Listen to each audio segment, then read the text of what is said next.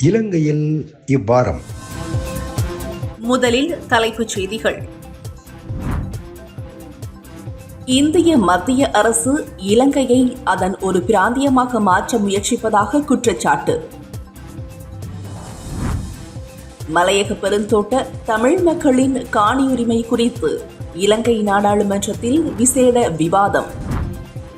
போரின் போது இழைக்கப்பட்டதாக கூறப்படும் மனித உரிமை மீறல்கள் மீது நடவடிக்கை எடுக்க தமது அரசாங்கம் தயாரில்லை என்கிறார் ஜனாதிபதி.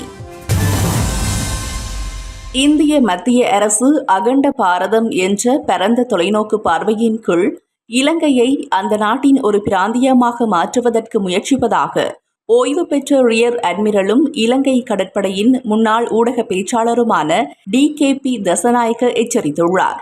தரைவழி தொடர்பு, மின்சார பரிமாற்ற கம்பிகள் மற்றும் எண்ணெய் குழாய்கள் மூலம் இந்தியாவுடன் இலங்கையை இணைப்பதற்கான முயற்சிகளை இந்திய மத்திய அரசு முன்னெடுப்பதாக அவர் வலியுறுத்தியுள்ளார். கொழும்பில் இடம்பெற்ற நிகழ்வொன்றில் பங்கேற்று கருத்து வெளியிட்ட போதே அவர் இந்த எச்சரிக்கையை விடுத்துள்ளார். ඉන්දියානු මධ්‍යම රජයේ තියෙන්නේ මීට වඩා වෙනස් විශාල පින්තූරයක්.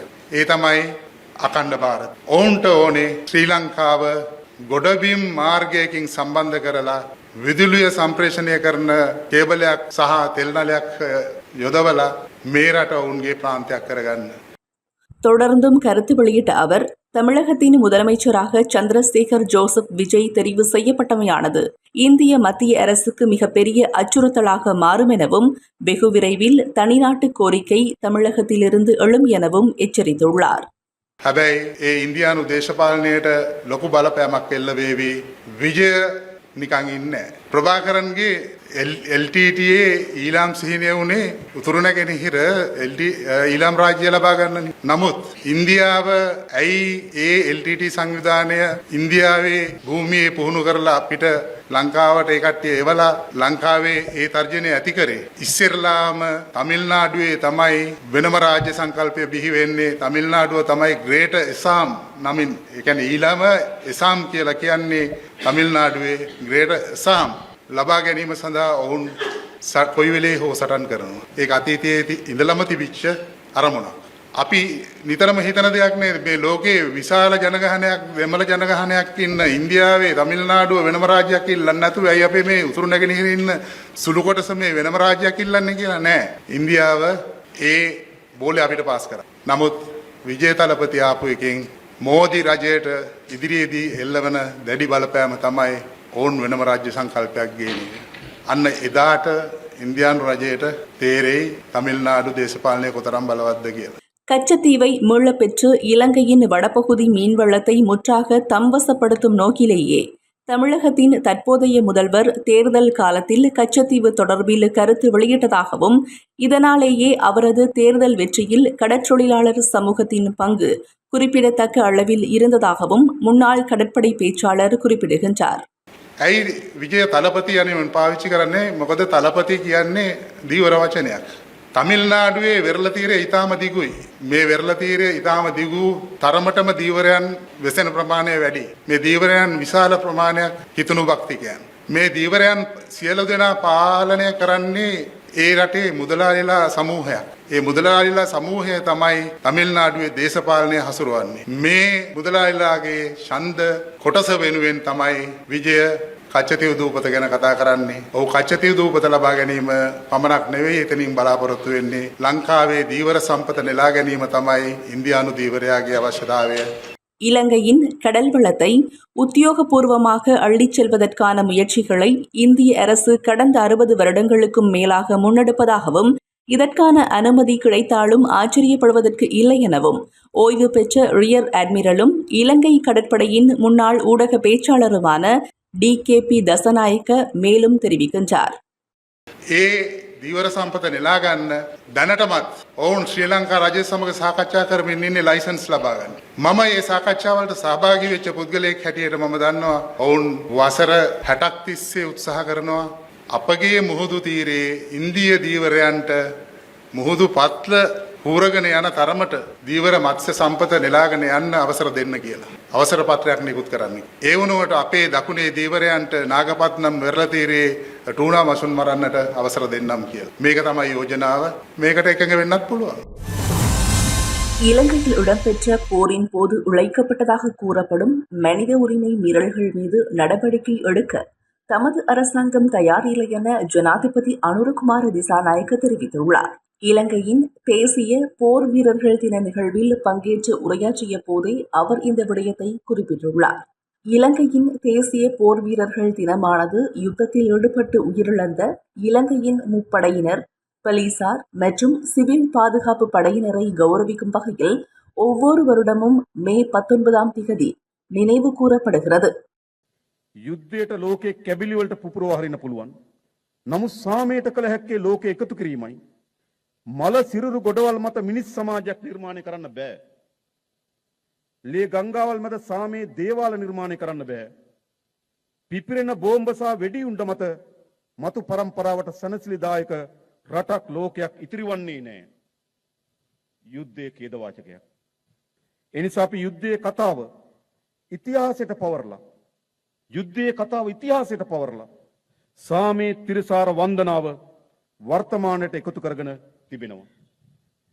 අපේ වන්දනාව සාමයේ වන්දනාවයි. යුද්ධය ඉතිහාසයට උරුම කතාව බවට පරිවර්තනය කළ යුතුයි. අපේ රටේ ත්‍රිවිධ හමුදාව ඇතුළු ආරක්ෂක අංශ තමන්ගේ යුතුයකම ඉටු කළා. ඔවුන් යුද්ධ කළේ බෙදුම් වාදයට එරෙහිව. මේ මාතෘ භූමිය සිංහල දෙමළ මුස්ලිම් අපි සියලු දෙනාට ඕනෑම තැනක ජීවත් වීමේ අයිතිය තහවුරු වී මාතෘ භූමිය. එම මාතෘ භූමිය බෙදා වෙන් කිරීමට විරුද්ධව ඔබ සටන් කරා. ඔවුන් යුද්ධ කළේ මිනිස්සුන්ට එරෙහිව නෙවෙයි. ඔවුන් යුද්ධ කළේ ජාතියකට එරෙහිව නෙවෙයි. යුද්ධයේ බිහිසුණු ප්‍රතිවිපාක සියලු ජාතීන්ට අත්විඳින්න සිද්ධ වුණා. එකම රටක තරුණියෝ මේ යුද්ධය නිසා අහිමි වුණා. අවස්ථාවාදී බලලෝභී දේශපාලකයන්ගේ සහ අන්තවාදීන්ගේ කැතපන්නේ න්‍යාය පත්‍ර නිසා එකම රටක මිනිස්සු දෙකට බෙදුණා. උතුරේ දකුණේ බලලෝභී කැතපන්නේ දේශපාලනය මෙම යුද්ධය නිර්මාණය කරා. දේශපාලන අශිෂ්ටත්වය සහ මනුස්සත්වයේ පාපන්දුව බවට පත් වුණා. අද සමහරු යුද්ධය හොඳද නරකද කියලා තර්ක කරනවා. මා යුද්ධය හොඳද නරකද කියලා විනිශ්චයක් දෙන්න සූදානම් නැහැ. හැබැයි මා කල යුත්තේ නැවත කිසිදාක යුද්ධයක් නොවන විදියට වග බලා ගැනීමයි. මේ මා ඉදිරිපිට ඉන්න අපේ රණවිරුවන්ගේ ප්‍රාර්ථනාව කුමක්ද? ඔබ ඔබගේ දරුවාට යුද බිමට කැඳවන රාජ්‍යයක් අවශ්‍යද? ඔබට ඔබගේ ස්වාමියාව යලි යුද්ධයකට කැඳවන රාජ්‍යයක් අවශ්‍යද? මා සහ මගේ රජයේ පෙනී සිටින්නේ යුද්ධය හොඳද නරකද කියලා වග විභාග කරන්න නොවේ. මා සහ මගේ රජයේ පෙනී සිටින්නේ යුද්ධයක් ඇති නොවන විදියට වග බලා ගැනීමටයි. මා හිතනවා එය තමයි සියලුම රණවිරුවන්ගේ සහ මේ රටේ දේශප්‍රේමී ජනතාවගේ ප්‍රාර්ථනාව කියලා මා විශ්වාස කරනවා. සෑම පුරවැසියෙකුටම සමාන ලෙස සමානාත්මතාවයෙන් සාධාරණත්වයෙන් පුරවැසියන් විදියට සලකන මේ රට හැමෝගම මාතෘභූමිය විදියට සලකන රටක් බිහි කිරීමේ යුද්ධය අපි ජයගත යුතුයි.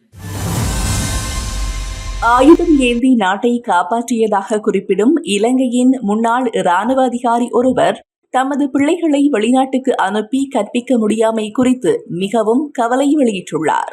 தனக்கு விதிக்கப்பட்டுள்ள சர்வதேச பயண தடைகளால் தனது இரு பிள்ளைகளுக்கும் கிடைக்கும் வெளிநாட்டு கல்வி வாய்ப்புகள் அற்றுப்போவதாக தமிழர்களுக்கு எதிரான பெரும் அட்டூழியங்களில் ஈடுபட்டதாகவும் இலங்கையின் போர் குற்றவாளிகளில் ஒருவராகவும் பெயரிடப்பட்டுள்ள முன்னாள் இராணுவ தளபதி ஷவேந்திர சில்வா தெரிவிக்கின்றார். මේ රටේ මිලියන් 22ක් වූ ජනතාවගෙන් ඔබ දන්නවා සමහර නිලධාරීන්ට රාජ්‍ය නායකයන්ට අපේ රටේ යම් යම් රටවල් වලින් විශේෂයෙන්ම ඇමරිකා එක්සත් ජනපදයෙන් සමහර තහංචි පැනවිච්ච 4-5 දෙනෙක් ඉන්නවා. මිලියන් 22කින් පවුලක් වශයෙන් තානවට ලක් වෙලා ඉන්නේ මම පමණයි. පවුලක් වශයෙන්. මම පවුලක් කියලා කියන්නේ මම බිරිඳ මගේ දුවලා දෙන්න. අපි 4 දෙනාම තහනම්. එතකොට මගේ දුවලා ඒ කාලේ වෙද්දි මම හිතන්නේ අවුරුදු 12ක් 7ක් වගේ වයසක හිටියේ. ඒ දෙන්නටත් ඔය කියන තහංචි පනවලා තියෙනවා. මම හිතන්නේ ලංකාවේ එකම ළමයි දෙන්න මේ ආකාරයෙන් තහංචි පනවලා තියෙනවා නම් පනවලා තියෙන්නේ මගේ ළමයි දෙන්නට පමණයි. ඇමරිකාවට ඒකට යන්න බෑ. මගේ දුව සයන්ටිස්ට් කෙනෙක්. මගේ දුවට විශේෂයෙන්ම ඇමරිකාවෙන්ම එයාගේ තියෙන ශාස්ත්‍රයෙන් ආරාධනා ලැබුණා එන්න කියලා විශ්වවිද්‍යාලවලින්. මට ඒ කට්ටියම කතා කරලා කිව්වා මේ ළමයා කියලා තියෙනවා මට කිව්වා මේ මෙච්චර ඔපචුනිටි එකක් තියාගෙන මෙයාට එන්න බැරිලා තියෙන්නේ මේ කාරණේ හින්දා කියලා තාත්තා හමුදාවේ රාජකාරියක් කරපු හින්දා යුද්ධෙක හිටියා කියලා ළමයාට දෙන්නේ නැහැ කියලා එහෙම කතාවක් මගේ දුවට ඒක හම්බුන්නේ නැහැ ඔපචුනිටි එක හම්බුන්නේ නැහැ.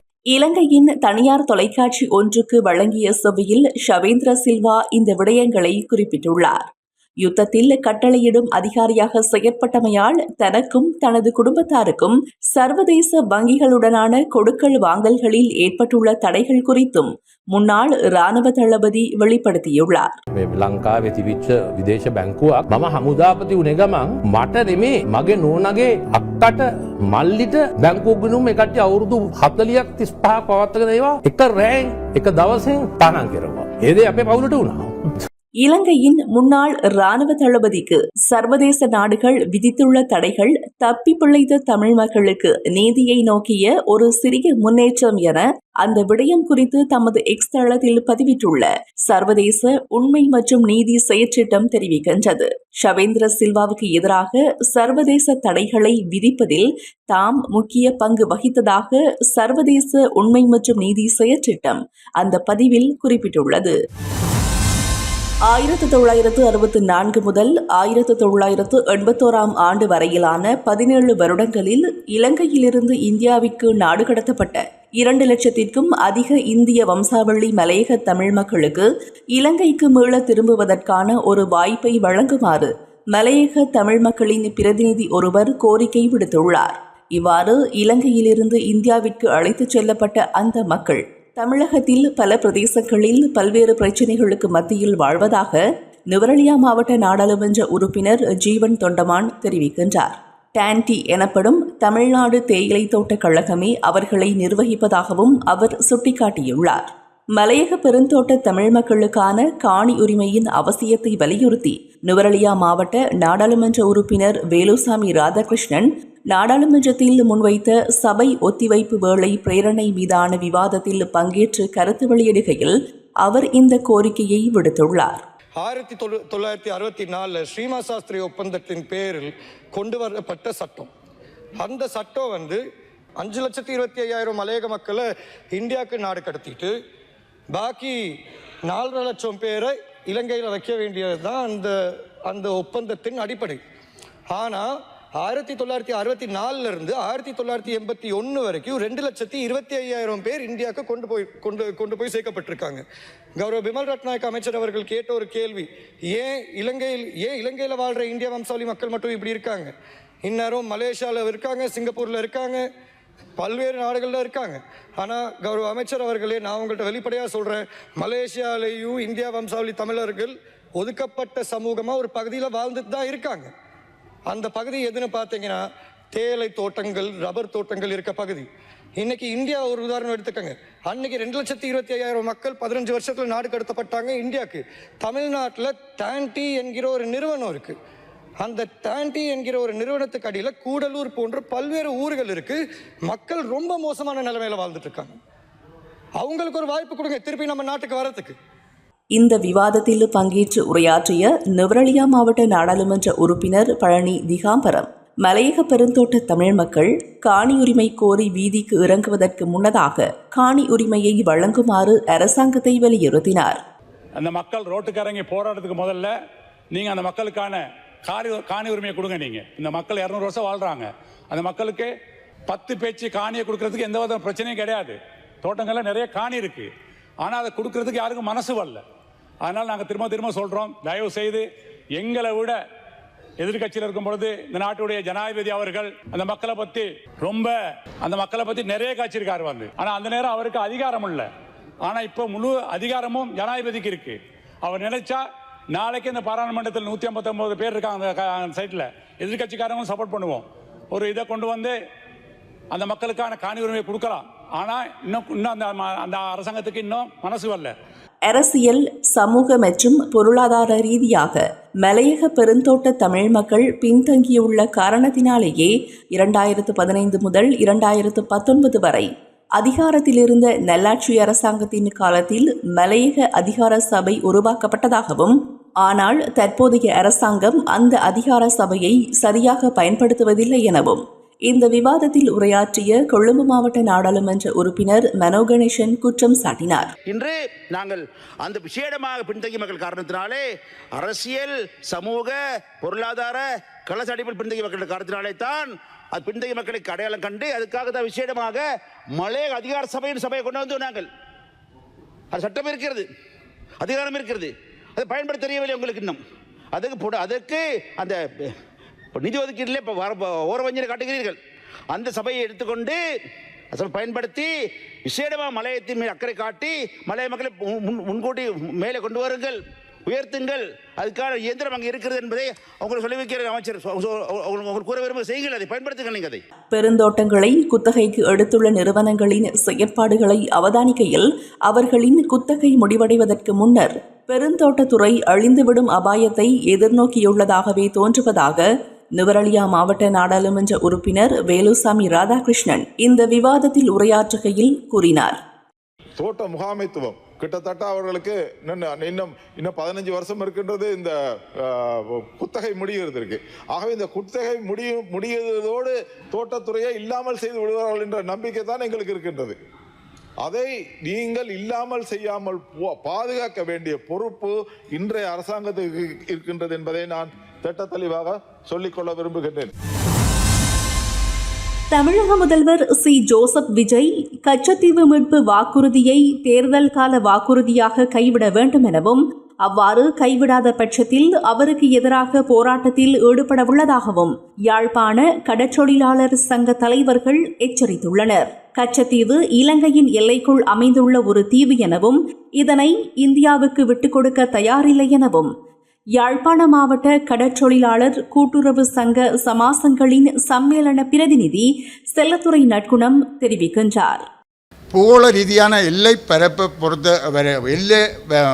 வரவை பொறுத்த வரையிலையும் அது பெரும்பகுதி இலங்கையின் பக்கம் இருக்கிற காரணத்தினாலேயும் ஒரு சிறிய தீவு என்ற வகையிலையும் பெரியொரு நாடு, ஒரு வல்லரசு என்ற கருத்துக்களையும் வைத்து அதை இலங்கைக்கே அது சொந்தமானது என்று ஒப்பந்தத்தின்படி எழுதி இதுவரை காலமும் அதே நடைமுறையில் தான் இருக்கிறது. பல அரசாங்கம் மாறி வந்தாலும் அவர்கள் தேர்தல் வேளைகளிலே கச்சத்தீவை வைத்து கொண்டு தங்களுடைய தேர்தல் பிரசாரங்களை முற்கொண்டு போயினும் திரும்பி பேர்ந்து தேர்தல் முடிந்ததும் அது அப்படியே மூடப்பட்டுவிடும். அதே நிலையில தான் இந்த தற்போதைய தமிழ்நாட்டு முதலமைச்சர்களும் தேர்தல் பிரச்சார காலத்திலே கச்சத்தீவை மீட்டெடுப்போம் என்று சொல்லி பிரச்சாரம் செய்திருந்தார்கள். அதற்கு எங்களுடைய தமிழ் மக்களோ எங்களுடைய நாட்டு அரசாங்கமோ எந்தவித கரிசனையும் அதில் கொள்ள இல்லை. காரணம் தேர்தலோட முடிந்து விடுமுண்டு. ஆனால் அந்த விடயத்தை திருப்பியும் தேர்தல் முடிஞ்சு முதலமைச்சராக வந்தது பிற்பாடும்